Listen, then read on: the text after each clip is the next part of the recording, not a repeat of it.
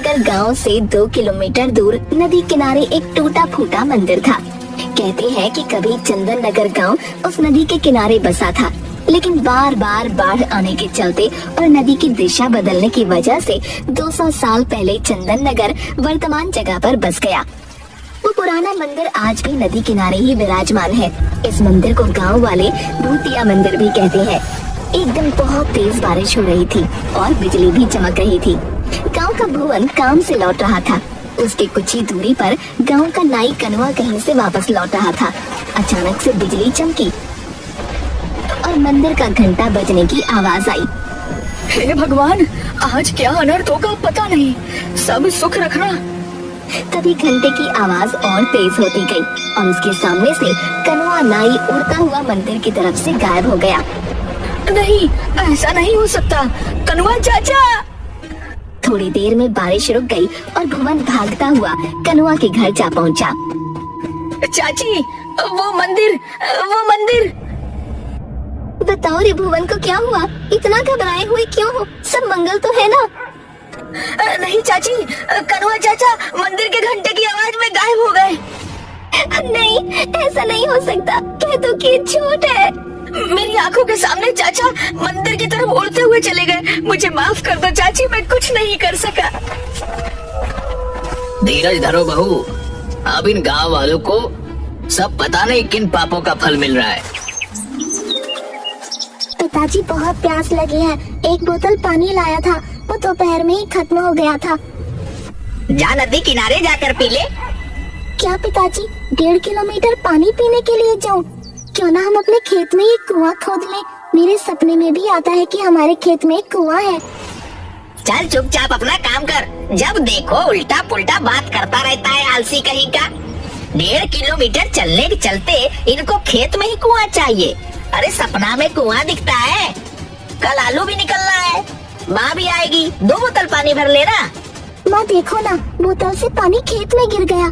प्यास लगी है, क्यों ना हम अपने खेत में कुआं खोदें।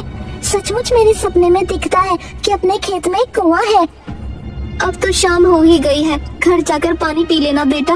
माँ, मैं थोड़ा चेतन के पास जाऊंगा, तुम लोग घर चले जाना। मैं उससे मिलकर रात में घर लौटूंगा। रतन और सुनीता घर चले जाते हैं। बंकू अपने दोस्त चेतन से मिलने जाता है। रात में घर पर बेटी सुमति, पिताजी को थोड़ा खाना दिया। रात के 9 बज गए हैं, नहीं तो वो सो जाएंगे। पता नहीं ये बंकू कहाँ रह गया। लाओ माँ, मैं दे देती हूँ। रतन के पास जाकर, पिताजी ये लीजिए आपका खाना। ठीक है बेटा, लाओ। बंकू अभी घर लौटा या नहीं अभी तक? नहीं पापा, बंकू भैया अभी तक नहीं आए हैं। तभी पुराने मंदिर के घंटे के बजने की आवाज आती है। आज वर्षों बाद पुराने मंदिर का घंटा बजा था। बहुत दिनों बाद आज फिर पुराने मंदिर के घंटे बज रहे हैं। जरूर कुछ अनर्थ होने वाला है। ये बंकू ना जाने कहाँ रह गया। तभी सुनीता दौड़ती हुई आती है। अजी सुनते हो, बाहर पुराने मंदिर के घंटे बज रहे हैं। अभी तक बंकू भी घर नहीं लौटा। गजब हो गया, जाने क्या होने वाला है। अरे भाग्यवान, आ जाएगा। घंटे की आवाज सुनी होगी तो वो अपने दोस्त के घर ही रुक गया होगा फिलहाल। काश आप जो कह रहे हो वैसा ही हो। अरे पिताजी, आप दोनों घंटे की आवाज सुनकर इतना डरे हुए क्यों हो? आखिर बात क्या है उस घंटे में? उसी समय दरवाजे पर कोई दस्तक देता है। लो, आ गया मेरा बेटा बंकू। भगवान का लाख लाख शुक्र है। सुमति, जब भैया आया है खोल दे दरवाजा। सुमति जाकर दरवाजा खोलती है। अरे पंडित जी प्रणाम। हाँ बेटा, मुखिया जी के यहाँ पूजा करवा कर लौट रहा था, तभी पुराने मंदिर का घंटा बजने लगा तो मैं यहाँ आ गया। अरे पंडित जी प्रणाम। आइए आइए, अंदर आइए। बड़े दिनों बाद पुराने मंदिर का घंटा बजा है। पता नहीं किस बदनसीब की किस्मत खराब है। वैसे तुम्हारे परिवार में तो सब सुरक्षित है ना? मुंह क्यों लटका हुआ है तुम्हारा? प्रणाम पंडित जी। देखिए ना, बंकू दोस्त के यहाँ गया था, अभी तक लौटा नहीं है। पुराने मंदिर से घंटे की आवाज आ रही है, चिंता लगी हुई है। धीरज रखो बहू, कुछ नहीं होगा बंकू को। भगवान भला करेंगे, जहाँ होगा सुरक्षित होगा। लेकिन उस पुराने मंदिर के घंटे की आवाज से सब इतना डरे हुए क्यों हैं? मुझे कोई बताता क्यों नहीं? ये तो कोई नहीं जानता बच्ची कि वो मंदिर का घंटा अपने आप बजता कैसे है, लेकिन जब भी बजता है गांव से कोई न कोई लापता जरूर हो जाता है। इसीलिए मंदिर का घंटा बजते ही सभी अपने अपने घर में घुस जाते हैं। तो इस घंटे को कोई खोलकर हटा क्यों नहीं देता? जिसने भी घंटा को हटाने की कोशिश की उसी क्षण उसे लकवा यानी पैरालिसिस मार दिया। ओह, लेकिन ऐसा होता क्यों है? हमारे पूर्वज बताते हैं कि सदियों पहले उस मंदिर के पुजारी की हत्या चोरों ने कर दी थी और कीमती आभूषणों और मूर्तियों को लेकर भाग गए। पर किसी गाँव वाले ने पंडित जी की मदद नहीं की? पंडित ने जोर जोर से घंटा बजाया, लेकिन सर्दी के 12 बजे ठंडी रात होने के कारण कोई भी गांव वाले मदद के लिए नहीं गया। कहा जाता है कि उस पुजारी की आत्मा आज भी मंदिर में ही मौजूद है। जब जब पुजारी की आत्मा कुहकती है, मंदिर का घंटा बजने लगता है और गांव का कोई न कोई व्यक्ति गायब हो जाता है। उधर घंटा बजने के पहले बंकू अपने दोस्त चेतन के घर पर था। चेतन, रात काफी हो गई है, अब मैं चलता हूँ। पिताजी खाना खाते समय मुझे खोजते हैं। दरअसल मैं और पिताजी रात का खाना साथ में खाते हैं। ठीक है यार, तुम्हारे साथ भी पता नहीं चला कि टाइम कैसे गुजर गया, इतनी रात हो गई। तभी मंदिर का घंटा बजने लगता है। अरे बंकू, थोड़ी देर रुक जा यार, पुराने मंदिर का घंटा बजने लगा, जरूर कुछ होने वाला है। नहीं यार, पहले ही काफी लेट हो चुका है, पिताजी मेरे बिना खाए सो जाएंगे। और वैसे भी मैं इस अंधविश्वास को नहीं मानता। ठीक है, चलता हूँ, 10 मिनट में घर पहुँच जाऊंगा। चेतन के बार बार मना करने के बावजूद बंकू वहाँ से अपने घर की ओर चल देता है। जैसे जैसे वह चलता जाता, उसके कानों में पुराने मंदिर के घंटे की आवाज तेज होती जाती। घंटे की आवाज अब उसके कानों में इतनी तेज हो गई कि वो दोनों हाथों से कानों को ढक लेता है।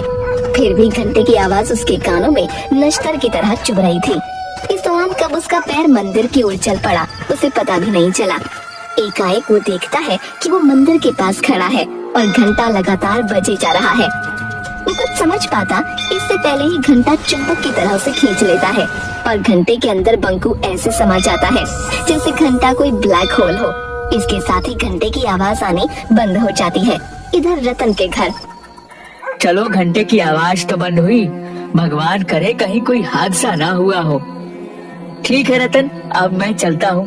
बंकू भी तुम्हारा 10-15 मिनट में आ ही जाएगा। ठीक है पंडित जी, प्रणाम। सुनो जी, टॉर्च लेकर चेतन के यहाँ जाकर देखा, घंटे की आवाज तो बंद हुए आधा घंटा हो गया, बंकू अभी तक घर नहीं लौटा। तुम ठीक कह रही हो सुनीता, मैं अभी जाकर चेतन के घर बंकू को देख कर आता हूँ। सुमति, जरा टॉर्च तो लाना। रतन पूरा रास्ता टॉर्च से बंकू को खोजते हुए चेतन के घर पहुँचा। वो दरवाजा खटखटाता है। अरे अंकल आप, बंकू तो यहाँ से आधा घंटा पहले ही चला गया, जब घंटा बज रहा था। अभी तक घर नहीं पहुँचा क्या? नहीं बेटा, अभी तक तो बंकू घर नहीं पहुँचा, लेकिन जब पुराने मंदिर का घंटा बज रहा था तब उसे जाने क्यों दिए? अंकल, मैं बार बार उसे मना कर रहा था कि अभी मत जा, लेकिन वो बोला कि मैं अंधविश्वास में नहीं मानता। मेरे पिताजी मेरे बगैर खाना नहीं खाते और वो उसी समय चला गया। चेतन और रतन दोनों मिलकर बंकू को बहुत ढूंढते हैं, लेकिन बंकू कहीं नहीं मिलता। रतन के घर पर हाहाकार मच जाता है। जैसे तैसे रात गुजरती है। सुबह होते ही रतन के घर पर लोगों की भीड़ उमड़ पड़ती है।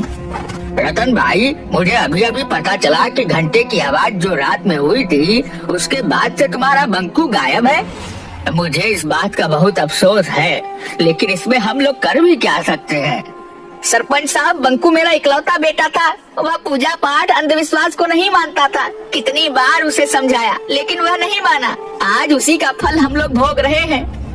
नियति के आगे हम सब लोग बेबस हैं। मैं जानता हूँ कि तुम्हारे ऊपर क्या बीत रहा है, हम लोग तो सिर्फ सांत्वना ही दे सकते हैं। हाँ, बेटा तो चला गया, अब तो सिर्फ सांत्वना ही हमारे हिस्से बचा है। अभी कल ही वह कह रहा था कि पिताजी एक कुआं खेत में खुदवा दीजिए। मेरे सपने में आता है कि अपने खेत में एक कुआं है। 2-3 दिन बाद गांव में एक दुष्ट पंडित बाबा चूरन दास आते हैं। उसे पता चलता है कि रतन के घर से उसका इकलौता बेटा बंकू गायब हो गया है। इसी बात का वो फायदा उठाने की सोचता है और रतन के घर पर पहुंचता है। अलख निरंजन, कोई घर पर है बच्चा? बच्चा तो नहीं रहा। लीजिए महाराज, 1 किलो चावल स्वीकार कीजिए। नहीं माता, मैं भिक्षा मांगने नहीं आया। मुझे मालूम है कि तुम्हारा बच्चा पिछले दिनों गायब हो गया है। कोई बात नहीं, हम उसे वापस लाएंगे। महाराज की जय हो। कोई भी उपाय करे महाराज, कैसे भी मेरा बच्चा मुझसे मिलवा दे। नारायण नारायण, तुम्हारा बच्चा तुम्हें जरूर मिलेगा माता। बस थोड़ा सा दान पुण्य करना होगा। घर में जितना भी सोना है उसका त्याग करना होगा। महाराज, सोने जैसे बेटे के सामने ये नकली सोना किस काम का। मैं भी आपको घर में रखा सारा सोना जेवर लाकर देती हूँ। सुनीता घर में रखा सारा सोने का गहना लाकर बाबा चूरन दास को दे देती है। ये लो बाबा, मेरे यहाँ जितने भी सोने के गहने थे वो सब मैं ले आई। रुको, कान में मेरी बाली भी ले लो, मुझे मेरे बेटे से मिलवा दो बाबा। अलख निरंजन, अब चलो, हमें पुरानी मंदिर चलना होगा। वहीं तुम्हारा बेटा तुमसे मिलेगा। बाबा चूरन दास सुनीता के परिवार को पुराने मंदिर की ओर ले चल पड़ते हैं। जल्दी ये बात पूरे गांव में फैल जाती है। बाबा चूरन दास बंकू को वापस लाएंगे। जिनके बच्चे या परिवार का कोई सदस्य अभी तक गायब हुए थे, सब अपने अपने घर के गहने लाकर बाबा चूरन दास के पास पहुंच जाते हैं। बाबा, ये लो मेरे घर के सारे गहने, हमारे बच्चे को वापस ले आओ। बाबा, मेरा भी चाचा को वापस ला दो। ये लो गहने, मेरे पिताजी को वापस ले आओ। ये लो गहने। जल्द ही बाबा के पास सोने के आभूषणों का अंबार लग जाता है। आप लोग शांति बनाए रखें, सभी को उसके परिजन मिल जाएंगे। अभी हम एक हवन करेंगे। चूरन दास मास्क पहनकर हवन में कुछ भस्म फेंकता है, जिससे पूरे मंदिर परिसर में धुआं फैल जाता है और धुएं में सारे लोग बेहोश हो जाते हैं। चूरन दास फौरन सारे जेवर समेटकर एक बोरे में भरकर भागने लगता है। तभी मंदिर में टंगे घंटी से एकाएक किरणें निकलती हैं और चूरन दास वहीं पर अपाहिज हो जाता है। थोड़ी देर बाद सभी को होश आता है। मुझे बचा लो, कोई मुझे बचाओ, मैं पूरी तरह अपाहिज हो चुका हूँ। मैंने तुम लोगों के साथ धोखा किया है। हे भगवान, अब किसी के साथ धोखा नहीं करूँगा। दुष्ट पंडित, तुम्हारी यही सजा है। तुमने कई लोगों के भावनाओं को धोखा दिया है। अब पड़े रहो यही। उधर सुनीता ने रात में कहा था कि उसके बेटे की आखिरी इच्छा खेत में कुआं खुदवाने की थी, इसलिए रतन बंकू को याद कर खेत में कुआं खोद रहा होता है। तभी उसे जमीन के अंदर से कुछ मूर्तियां और आभूषण मिलते हैं। वो इसकी खबर सरपंच और पंडित ज्ञानचंद को देता है। जरूर यह मूर्तियां वही पुराने मंदिर की है जो सैकड़ों साल पहले गायब हुए थे। शायद चोरों ने इसे यहाँ पर छुपा रखा था। अगर ऐसी बात है तो पंडित जी, इन मूर्तियों को गंगा जल से धोकर फिर से वहीं स्थापित किया जाए। पंडित ज्ञानचंद उन मूर्तियों को फिर से पुराने मंदिर में प्रतिस्थापित करवा देता है। तभी जोर से घंटे बजने लगते हैं। सभी लोगों में हाहाकार मच जाता है, क्योंकि सभी आज घर के बाहर मंदिर के पास खड़े थे। तभी अचानक सुमति चिल्लाती है, अलमा देखो, घंटी में से बंकू भैया निकल कर आ रही है। अरे ओ गिरधारी मेरे भाई, बरसों पहले तुम बिछड़ गए थे। जय हो देवी माँ, तेरी लीला अपरंपार है। अरे रामधन भी, सभी लोग निकल रहे हैं। आप आ गए, मुझे यकीन था पाओगे। घंटी में से गायब हुए लोगों को निकलता हुआ सब देख रहे थे। किसी का बेटा, किसी की बहन, किसी के चाचा, किसी के दादा, सब लोग अपने परिजनों से मिलकर बहुत खुश थे। अरे मैं ठीक हो गया। जय हो बाबा, जय भगवान, तेरी महिमा तू ही जाने। चूरन दास, भगवान ने तुझे नया जन्म दिया है, इसीलिए इस जन्म में तुम अच्छे कर्म करो। तुम इस मंदिर का देखभाल करो, यही भगवान का आदेश है। मैं जीवन भर इसी चौखट पर पड़ा रहूंगा, मुझे मोक्ष यही मिलेगा। शायद आज इस मंदिर के पुजारी की आत्मा को शांति मिला होगा। मंदिर में भगवान फिर से स्थापित हो चुके हैं। इस घटना को आज कई साल बीत गए, लेकिन फिर कभी मंदिर का घंटा नहीं बजा।